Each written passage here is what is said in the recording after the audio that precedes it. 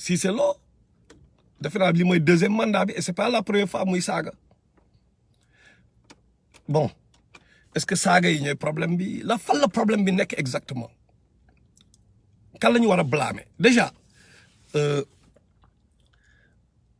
saaga wi dafa am fu ñu ko fu mu amee ci lu privé la amee da ngay xam ni lii c'était privé quoi te ñoo ngi wax comme instant yi information yi mooy saaga yi ndekete c'était en 2019 en 2019 la saaga yi amoon entre ñoom Séné Mafia bi waa Séné Mafia noonu laa leen tuddee xam nga léegi la moo leen boole parce que da ngay doo ko bëgg déglu quoi you know donc doo xam yenn saa yi nan ngay kii mais da ngay kii peut-être yenn affaire yi you know ne ok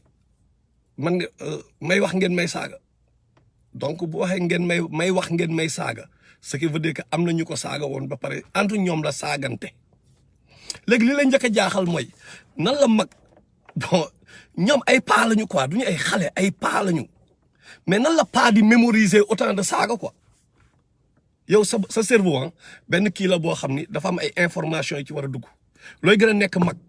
xam nga bon comme ni ma ko yàgg waxee sa environnement xam nga dafay dugal sa bopp ay programme saaga yi fàtte ngeen temps sabante ah temps booy ñëpp jaar nañu sabante da ngay ñëw fexe mémoriser ay saaga parce que boo mënul saaga doo bokk right léegi au fur et à mesure da ngay fexe ñun ñëpp si jaar normalement xam ngeen li may wax lan la ok mais temps yi ñeme woo ko def devant sa papa devant sa yaay mais parents yi ñeme woo saaga seen kanam quoi am na foo xam ñeme woo fa saaga quoi parce que entre gars yi la xam nga lañu daan sàcc di dem géej fii di def affaire yoo xam paa beeg mère bi duñu yëg xam nga mais parce que ñoom ci seen subconscient yi am na programme yàlla moo nga fa ne yàlla moo ne bu leen saagante bu leen wax wax ju ñaaw da ngay yar sa doom ci rus nañu ñoom ñu naan seen doom day saaga donc ñoom moo tax yow boo saaga ñoom dañ la daan dóor waxuma la saaga am na ay mots yu ndaw yoo xam ne ñun suñu kër boo ko fa waxoon mais paa bi dafa lay dóor te loolu defe naa ñu bëri la daan dal xam nga donc ñuy dem di gën a nekk mag ñuy gën a nekk mag xam nga programme dañ koy raxas da ngay raxas commencé yow parce que benn système nga nekkoon nga xale ngay gën a nekk mag di gën a jàng ne mais lii amul njëriñ quoi xam nga lii c'est dafa vulgaire te amul benn njëriñ nga raxas parfois nag nga mer boo meree nag les programmes pourris la ah mu ressurgir mooy programme saaga yi parce que mer nga amoo loo ko fajee nga jël ay saaga nga commencé saaga parce que bëgg nga boo paree nit ki boo leen jàkkaarloo woon fàtte nga li gën a la wóor mooy xale boo ko dóoraan nga dóor benn xale mais day dem ba fële soit mu sànni la xeer wala mu saaga la daw parce que amul leneen Evra Maysa ah amul leneen amul benn arme donc noonu rek la mën a def pour mën a au moins am satisfaction tuuti ci biir xolam quoi mais léegi nag problème bi mooy premièrement nga nekk mag kon ñoom Cissé Lo ñoom ñëpp quoi parce que gars yi ñoom ñëpp yu gën a ñàng saaga la ñuy def quoi comprendre nga yu gën a graaw saaga la ñuy def parce que boo demee ba saaga bi mën a banal si yow à ce point mais c'est parce que yow amin à force de vivre le mal il finit par être banal n'est-ce pas xam nga donc ñoom dañu def yu gën a graaw yooyu quoi n'est-ce pas léegi nag problème bi mooy mais ay njiit lañu biir Sénégal ñoom ay njiit lañu ay leader lañu ils sont supposés nekk ay modèles ñoom ñeneen ñi ñoo waroon déconner sax ñoom ñuy defar kii bi ñu defar ay loi njaa non ok léegi war dañoo saaga ci kii bi par exemple comme par exemple ñu jël exemple États-Unis par exemple am na mënoo saaga en public xam nga mënoo saaga yenn sax comme ci rajo yi ci kii yooyu non mënoo saaga xam nga même rappeurs yi nga xam ne ay mbedd lañu ci mbedd mi waa ghetto bi la mais bu ñu def seen kii bu ñu génnee seen album yeeg yooyu mais saaga dañ koy dafa am version boo xam ne mooy version rajo parce que en public mënoo saaga quoi xam nga mais nag quand même Cissé Lo par exemple bu ñuy ñëw revenir mais saagawul en public quelque part parce que ça s'est passé en privé entre ñoom maintenant kan mooy def problème bi fan la problème bi nekk problème bi mooy ki génne audio bi ki ko génne kooku mooy premier fautif mais tamit kooku tamit ak képp koo xam ni bokk nga ci chaîne de transmission audio bi yow yaa ngi ci chaîne bi transmission audio bi mais yaa ngi ci parce que ban question la ñu xam man histoire de comme li ma leen wax il faut ñuy dellu ci alxuraan ak li yàlla wax histoire bu am rek nañ xool li yàlla wax xam nga yàlla mu ne suratul Hujurat mu ne wala talmizu anfusakum mu ne wala talmizu anfusakum donc yàlla moo njëkk a tere moom moo njëkk a tere saaga donc xam nga dañu naan rek suñu société saaga baaxul mais kan moo tere saaga ok il faut ñu wax nit ñi mais yàlla moo njëkk a tere saaga quoi donc bu fekkee dañuy wax benn affaire tere nañ ko te waxuñu source bi kan parce que kilifa bi buur bi moo ko tere quoi xam nga mais dañ koy wax saaga baaxul mais duñu wax nit ñi lu tax baaxul par exemple mais dañu naan baaxul parce que kaay ubbil alxuraan bi kii suñu kàddu borom la moom ay commandement lay joxe parce que yow tey booy dawal sa oto nga ñëw ba ci feu rouge bi bu rouge bi taxee da ngay taxaw ñeme woo burle da ngay taxaw donc parce que système bi moo bind ne bu rouge bi taxee jaune bu ñëwee na nga xaw a ralentir vert na nga daw rouge bi day tax mais nga respecté rouge bi nga xam ne système bi moo ko teg ay nit ñoo ko teg mais sa borom nag moom teg ay feu rouge am yu bëri yoo xam ni bon I mean doo ko respecté y a un problème right moom moo ni mais bu leen saagante donc léegi premier problème bi mooy lan suñu rapport bi ñu am ak suñu borom quoi rapport bi ñu am ak ay bindam moom ay commandement am quoi est-ce que ñun dinañ jël le temps di xool par exemple événement bu am problème bu am même bu nekkee jàngu ju démb mais ñu xool ok lan la wax ci Coran bi au fur loolu dina tax ñu gën a am amour ñu gën a attaché wu ci suñu borom lu mu wax right à part loolu mais beneen affaire ci même kii bi surat 12 bi bu ma relever beneen aaya mu ne wala tajassasu wala tajassasu yàlla mu ne aaya bi ci topp 12 bi mu ne bu leen espionnante donc nit ñi dañu toog di espionnante désobéir encore yàlla ci ban affaire mooy da nga gis ñoo xam dañu nekk Facebook mais dañu am par exemple profil yu bëri yoo xam ne ay profil yu bëri quand même yoo xam ne war nañ ko xoolaat dama koy kii pour faire mal aux gens quoi pour am ay kii xam nga di espionner fii pour am ay information yoo xam ni mais doo ko utiliser peut-être pour bon am na ñu koy def peut-être ñoom ils sont bien intentionnés ils sont pas mal intentionnés que xeexukaay lañ ko def xam nga li ma la mais am na ñu bëri ñoo xam ne c'est pour espionner deuxièmement comme WhatsApp bi li am ci WhatsApp bi ñu ñëw ñu waxante maag yow benn mbir mais ndekete yaa ngi may enregistré quoi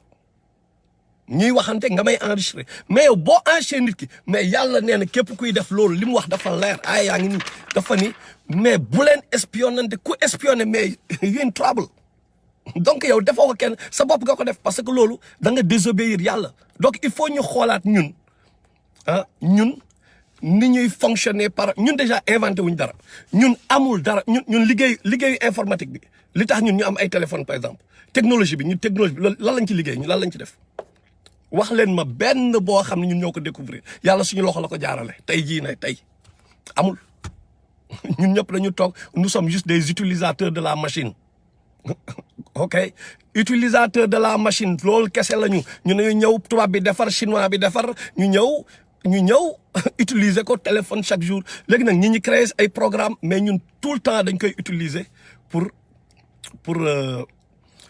lu bon xam nga ok pour lu bon quoi tout le temps ñun loolu la ñuy utiliser yenn situation yi yenn mbir yi léegi nag bu ñu demee comme ni ko Koumba Keita waxee si on parlait au-delà des sagas effectivement au-delà des sagas li fa am mooy dama ni bu nekkee ni ñun est-ce que Cissé Lo mooy problème bi mooy ñun au-delà des sagas ñun ñooy problème bi pourquoi parce que mais ñun mënuñu ñëw di élire ay nit ngeen mani nit kaay nga jiite ma kaay nga nekk sama président kaay nga nekk te man defuma enquête ci yow Salimata Ly il faut ma def enquête ma xam yaay kan dal nañu ñu remplacer PS ndekete PS Abdou Senghor ñëw na fi nax ñëpp jaxase sëriñ si fexe tëj lu Mamadou Dia fen ay fenam def lu ko neex Senghor kenn comprendrewul ok n'est-ce pas ñu pare ci loolu Abdou Diouf ñëw dekk doomu Senghor ñu naxaat ñu même néocolonialisme bi continuer ñu pare ci boobu Ablaye Wade ñëw gis ngeen fu mu mujje parce que ñoom Macky Sall yëpp ci école Ablaye Wade lañ jóge ok ak ñi fa nekk ñëpp ñu 80% bi école Ablaye Wade lañ jóge right pas 80% mais Macky Sall ci boppam quoi moom en tant que chef. léegi nag xanaa nag ñu war nañ yeewu nag léegi ak lii am lépp scandale yi am lépp nit ñi li ñuy def war nañ yeewu léegi di def background check ci nit ñi kan moo ko war a def mais journalistes yi ñoo ko war a def d'abord télé yi ñoo ko war a def mais malheureusement dañoo jënd télé yi. télé yi ñoom ñëpp ñu si gën a bari ak rajo yi médias yi ñu ci 90% Macky Sall da leen a jënd 90% ci médias yi Macky Sall daf leen jënd donc du ñu rendre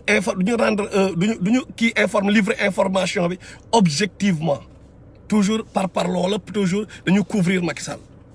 léegi nag beneen problème la ñu am mooy réseaux sociaux yi am na activisme bu dul jeex mais activisme bi tamit mais ñan ñoo gérer activisme bi. par exemple un activisme boo xam ni ñun bu ñuy jullee ñun dañuy julli di ñaan yàlla na Macky Sall jalgati tey ñun loolu la ñuy ñaan quoi parce que Macky Sall bu jalgati wu l'activiste ne va pas exister parce que moom ci ay dénonciation ay scandale lay basé wu pour exister quoi day yàqamti Cissé Lo saaga pour que moom mu mën a exister mu mën a ñëw rek ne waaye tey am naa lu ma live mais à part là du toj ay idée du wax par exemple du jéem a jàllale waxu yàlla bi wala indi ay idées yoo xam ne jéem a analyser exactement la mooy mais lépp ci dénonciation te ñu bëri tamit fen rek te malheureusement peuple bi mais ñi leen di fen la ñuy gën a topp ñooñu la ñuy gën a topp pourquoi parce que foofu dafa am sensationnel gis nga ni ñuy seetaani marié wala ñu seetaani leneen yoo xam ni dafa kii même noonu la ñuy toppee ñoo xam ni par exemple dañuy ñëw mais ne la par exemple ay wax yu graaw quoi imagine pour dire Sénégalais yi nu ñu amee problème right mais wax ji comme Cissé Lo dafay wax benn affaire xam nga dafay wax par exemple mu ne xaw ma lan affaire bu ñaaw quoi bu mu wax ci Marème Faye Sall comme que tudd na ko rek mais nit ñi foofu la ñuy appuyer nañu wax nag Yakham Mbaye lan la séq ak Marème Faye Sall mais est-ce qu'il a dit que dafa séq ak moom dara mais peut-être benn métaphore la utiliser whatever mais est-ce que ñu foofu la ñu war a foofu la ñu wax bu ñu seqee dara ban bénéfice la am pour ñun ñu xam ni ñoom ñaar dañoo seq naka sa dul noonu par exemple wane nañ seen bopp ba pare est-ce que dinañ ñu wan lu bees te première dame quand même doful bay xam nga ma la wax mais y a tout le temps des gens autour d'elle y a service secret y a c'est pas n'importe qui la première dame du n'importe qui quand même ñun ñoo ñëw ñu ne fal Macky Sall jox ko ay garde corps jox ko ku koy garde jox ko lépp moom ak njabootam léegi nag ñun ñu bëgg a teggi loolu da ngay toog yenn information yi di filtrer comme quoi ñu ne kii dafa dof am say xam fan la gars yi di jëlee information yooyu Marème Faye Sall dafa dof mais where you get the information from ana preuve yi et puis ok ñun faluñu Marème Faye Sall du moom instant bii nii c'est pas depuis le début nit ñi Marème Faye Sall mais Marème Faye Sall du moom moo tax ñu taxawoon ci mbedd bi di xeex moom mooy jabaru présidente whatever day occuper place bi muy occuper mais tamit buy jalgati daf ñuy wan ni rek kii daf moog jëkkëram dañ fay war a jóge c'est tout mais yeneen détails yi est-ce que war nañ dugg ci ay yeneen détails yi yoo xam ne da lay dugal ci ay bàkkaar dugal la ci yoo xam ne wax lu la leerul mais parce que gars yi tamit day looking for likes xam nga gars yi lu ñu bëgg mooy parce que loolu day tax nit ñi ñëw di kii seet leen bu baax li ma leen wax ñiy def live am na ñu bëri ñu fi def ay live mais ñiy wax par exemple ci waxu yàlla fekk amul sensationnel fekk ay waxu dëgg la wax yu objectif wax yoo xam ni dafay tegu ci yoon et tout xoolal ñoo ñaata nit ñoo leen di suivre mais xoolal ñi nga xam ne ay inventeurs yi am na benn waay ju nekk Canada xaw ma lan mais dañ may yónnee ay affaire parce que du ma ko seetaan mais dañ may yónnee ay mbiram moo ngi naan waaw Sonko na xam ni xaw ma lan bon taay moom moo fi doon jàppale Sonko ba mu neex ko parce que je le savais man je l'avais dit au gars ba les gens yi xoolal bés bu ñu amulee lu leen bëgg bu ñu toogee ñu kee ñoom ñooy njëkk a nekk ñu leen di saaga gars yi ñoo ngi may dégg xam nañ baax li ma leen wax parce que am na si koo xam ne tey yéen a ngi koy xeexal mais bi mu waree gis ak Sonko bi mu waree gis ak moom affaire yi xaw a càng parce que Sonko dafa foogoon ni yenn affaire comprendre lul woon yenn détails yi ba ma insister pour ñu gisee ñoom ñaar mais dafa xëpp kaani ne gwaay bàyyi na Sonko boobu laa wax Baro dama koy wax je lui avais dit ma ni Baro gis nga genre yi yeewu leen ci benn mbir ok bés bu ñu amatulee lu ñu bëgg ñoom ñooy njëkk a taxaw di leen xeex di leen wax di leen yoole et les gens vont dire que c'est vrai parce que à un moment yéen a affiché wu ak ñoom donc il faut faire attention te pourtant tey jii nag ñoom Sonko ñëpp ak ñoo ngi leen di xeexal su dëgg xam nañ baax li ma leen di wax wallahi xam nga man xam ngeen du ma waxantu comprendre nga te parce que bu jour boobu man maa fexe connexion bi comprendre nga man ak Baro ñoo kii pour mu gisee ak Sonko c'était la première fois ñu gisee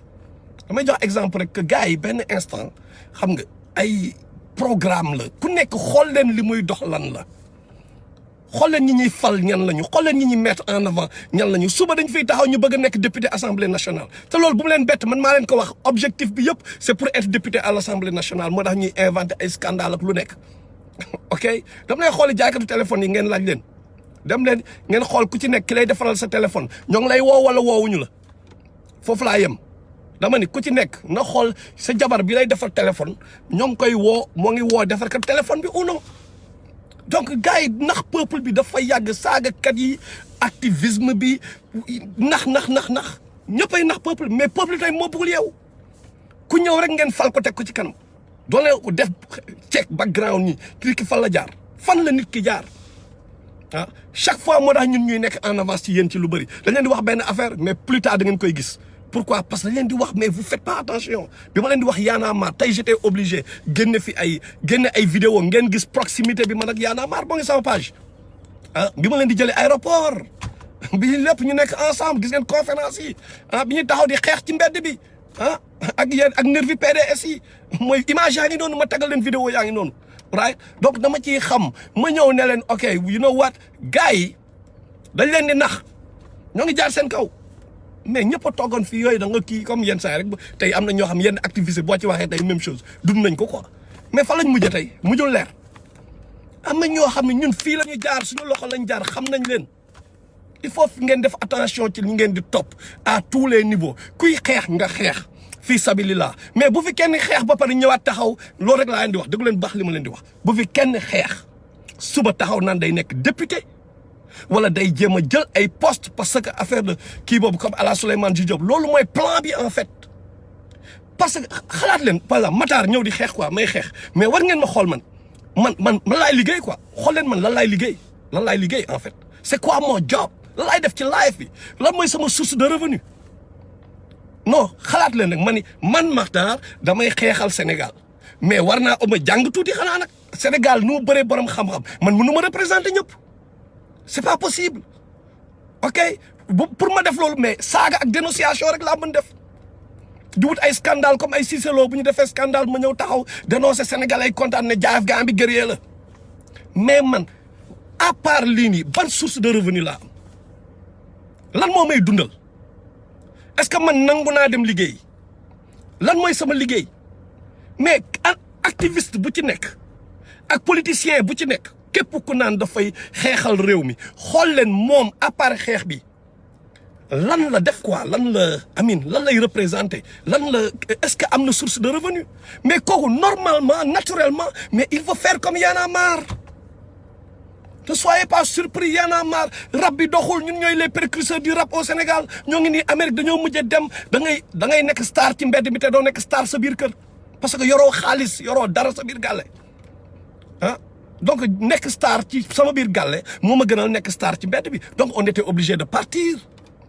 on était les précurseurs bi rab bi amulee dara nekk passion kese ñoom ñu ñëw États-Unis ah qu'est-ce qu'ils ont vu ils ont vu des Sénégalais yu fi nekk di xoslu ils ont eu des visas fii góor moo fiy toog mais ils ont opté pour la facilité parce que lan la da ngay ànd ak tubaab yi ay ONG impérialistes yu jox la xaalis gouvernement bi jox la fii tey politiciens yi jox la fële mais c'est des millions yoo xam ne da nga koy am te ñàkkoo ko dafa yomb donc qu'est-ce qu'ils font ils vont rentrer au pays di nax peuple bi mais c'est ça qui se passe en réalité et c'est ça qui s'est passé en réalité loolu moo am mais ay gars la yoo xam ci lan lañ jàppoon wax leen ma ñoom ñëpp ci lan lañ jàppoon avant rap bi wax leen ma kenn koo xam ne le rap fay na la booy ñun ñoo leen dàqoon rap 1 million de fois yemuñu ñu sax ci wee parce que ñoo leen dàqoon jàng école ça c'est deux ñoo leen ëpp xam-xam ñoo leen dàq bind texte ñoo leen xam lépp ci rap bi ñun duñu baax quoi mais dañ leen di wax réalité bi loolu xam ngeen si dara quoi comprendre nga lépp ñun ñoo leen ko dàqoon dëgg la wala dëgg mais ñun amuñu ci dara ñoom peut-être génération léegi bi peut-être ñoom Dip Doundou Guiss whatever mais nan la ñuy def pour survivre tamit ah nan la ñuy def ils ont raison quelque part aussi ah bu nekkee ils se permettent d'être égoïstes comme ni ñu demee bu leen neexee ñu jël whatever ça n'engage que mais bu ñu ñëwaat naan dañu diriger Sénégalais yi donc ñi ngeen di xeexal ñi ngeen di taxaw tey di leen xeexal naan leen dañ leen di ay activiste lañu way gars yi ñu leen di jeel fii ñii di dugg fële ku nekk xool leen ci lan lay yëngu mais suba c'est normal suba mu ñëw ne la waaw mais gars yi boole leen ma ci liste bi dama bëgg nekk député mais booy demal nga jàngi dafa métti bi ñi di jàngi woo non da ngay jàngi bi ñi di liggéey woo liggéey dafa métti demal nga liggéey kenn mënul ñëw chaque jour toog seen kër di këru ay leçon man ma nekk si mbedd bi di traîner ma nekk ci lu ma neex kii dem ci daara ji di jàng man may chaque instant moo ngi jàng man ma ñëw nekk ci mbedd bi di traîner ci lu ma neex ay parce que loolu dafa neex traîner bi dafay neex da ngay planer amoo benn problème waree ba n'est-ce pas léegi nga ñëw après nga ñëw bëgg ma jiite parce que mais am na xam-xam donc Sénégal nañu teg nit yi war nañ leen teg foofu mais dañu toog bëgg jël benn Cissé Lo xamaluñ ko dara dañu ñëw jël benn waay fal ko xamaluñ leen dara parce que juste yor nañ xaalis wala parce que nee nañu ay guerrier lañ ci internet bi benn Souleymane Jules Diop fii même chose wallahi Souleymane Jules Diop même problème laa amoon na ma fii durant la période préélectorale et moi je vous l'avais dit grand Alseynou Ba moo ngi fii moo ngi déglu moom du ma bàyyi ma fenn grand baa ngi fii di déglu dem leen moo ngi ci kii bi la jóg Alseynou Ba moom wan Africa veille élection yi dam leen ni ngeen continuer Wade moo gën ngeen di jël Macky Sall mii parce que j'avais soupçonné Seydou Gueye tey porte-parole gouvernement bi dañ ko invité ñu wax ak moom ma ne gars bi dañoo pare laaj leen may leen kii sob man la ñii dañu sob quoi mais gars bi ci émission bi question yi ñu koy kii nekk foofu xam nga ñun ay dialecticiens lañ tamit duñu ay dof xam nga donc nous avions un peu flairé que ñii li gën a dee rek ñii wax dëgg yàlla dañu nar a nax peuple bi ñu Souleymane Jules Diop daf fiy nekk mais gars yi fan la dëkk quoi jigéen boo waxal jigéen boo xam fii ci town bi ñu si gën a bëri mais xam nañ Souleymane Jules def na seen kër ay 4 mois kii 3 mois kii ne def na sama kër 2 mois whatever mais kooku amul fu mu jàpp ci émission dëgg-dëgg boobu rek la jàpp ak ñi nga xam ni ñoo ngi woon ci biir palais bi nekk ay top di ko jox ay information mais Amérique mais ak Canada fii mënoo fi nekk saa waay te liggéeyoo fii ñi nekk ci diaspora bi xam nañ bu baax li may wax fii boo yorul dara doo dem ok il faut nga yor xaalis pour nga mën a kenn du la fayal say bill xam ngeen bu baax li may wax mais lan la ci dénonciation ci lu yomb ñun ñi bu ñu demee warehouse ñafe ji gars bi nekk ci benn émission am la yor parce que moo ngi dénoncé ñu ne woy gars bi war na nekk ministre automatiquement après ñu def ko ministre qu'est-ce qui va se passer après il va disparaître moo ngi ci ay millions am tëdd million wu kan la mais seen million la suñu million la ñun ñëpp suñu million la noonu la ñu continuer dañu naxee donc dañu continuer ñuy naxee noonu affaire waruñu ko teg si dénonciation nañ dem xool yi Sénégal ñàkkul ay borom xam-xam gars yi nañu waxante dëgg quoi man affaire bi daf may naqari quoi te tamit dañ siy blâmer ñi nga xam ni sañ wax nuyu naa la mon frère nice songs man jaayef nice xam nga dëkk boo xam ñi nga xam ni am nañu xam-xam bi ba pare ñu démissionné mais c'est de leur faute aussi man ñooñu laa njëkk a blâmer ñi nga xam ni am nañu xam-xam bi wala ñu am alal bi te defuñu ko ci combat bii nii mais ñoom la pourquoi parce que la nature a horreur du vide ñoom ñoo fi bàyyi benn vide xool leen tey ñuy xeexal Sénégalais yi yow ñoo xam ni jàngoo école jàngoo alxuraan jàngoo dara mais yu ngi ay toog di wax Sénégal dina déglu quoi léegi yow boo demee ñu tegal la par exemple ay texte par exemple mais boo toogee Macky Sall daf lay dribbler dañ lay nax easy boo demoon assemblée mais politiciens yi ay professionnels kan ngay représenté foo koy teg si dénonciation mais ñun gars bi guerrier la jaajëf waay gars bi vrai boy day kii non kii mooy vrai patriote bi quoi kii vrai patriote la parce que moo ngi dénoncé moo ngi wax li ngeen bëgg dégg mais waxal leen seen bopp li ngeen bëgg dégg ku nekk na jóg waxal ko boppam donc après dafay leer daal carte gi dafay leer mais ba tey nii fi ñu toll fii xam nga ay saagakat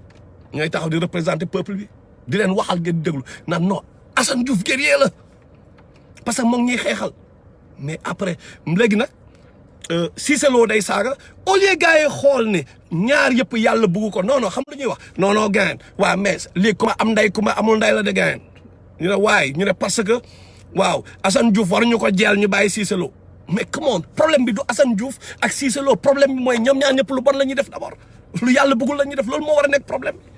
mais parce que kële man ci boppam ci moom laa gis bien que c'est vrai ñun bettuñu ci Macky Sall bettuñu intérêt lay dox xam nga ñun ni vous voyez la manière dont on ferme l'œil si affaire yi nga xam ne par exemple dafa arrangé Macky Sall par exemple ñun nous préférons fermer l'œil par exemple bu defee lu baax bien que bëgguñu ko ba bëgg mu dem yoonam mais même bu defee lu baax nous allons fermer l'œil parce que arrangé wuñu gain bi dañ ko jàppee benn ennemi duñu toog ñu ne non fii nag wax na dëgg right parce que duñu xool suñu diggante ak yàlla quoi mais de la même manière mais ñoom tamit whatever parce que guerre la quoi nous sommes en guerre ok mais guerre bi tamit da nga koy teg ci yoon da nga koy teg ci yoon nga xool sa diggante ak sa borom lan la bañ nga bañ ko def parce que at the end of the day ku nekk ak sa bàmmeel la ku nekk nañ la poser ay questions par rapport ak li nga daan def te foofu kenn du la dimbali est-ce que jar na ko jaru ko est-ce que benn mbindeef dina la ko jaru ko donc il faut ñu xool ci yan scale problème bi du Cissé Lo wala du problème mu nit problème mu lu nit ñi di porter mooy problème bi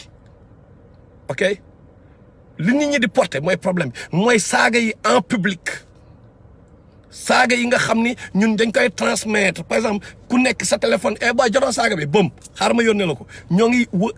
après xam na le programme saaga moom la ñuy banaliser moom la ñuy installer ci subconscient yi le programme saaga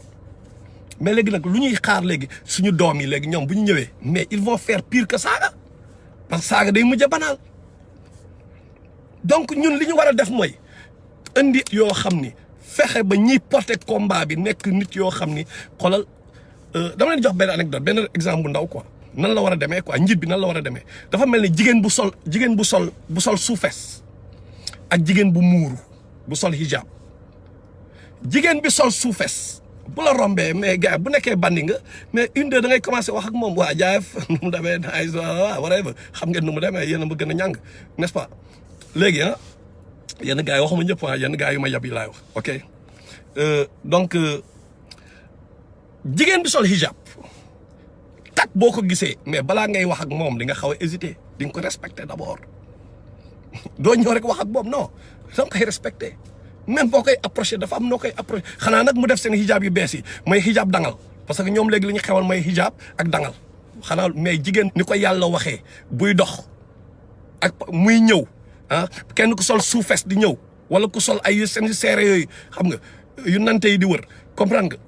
ñuy ñëw ñoom ñaar mais xoolal wallahi ki sol hijab bi ak respect ngay waxee ak moom parce que li muy incarné la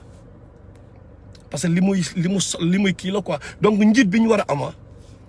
dafa war a nekk koo xam ne par exemple dama leen jox benn exemple Ibrahima Fall ku mel ni Ibrahima Fall foofu man laa ni sénégalais yi foofu rek la ñu bàyyee suñu loxo quoi mooy pas Ibrahima Fall foofu la ñu raté train bi benn instant yàlla moo xam yàlla nañu yàlla dimbali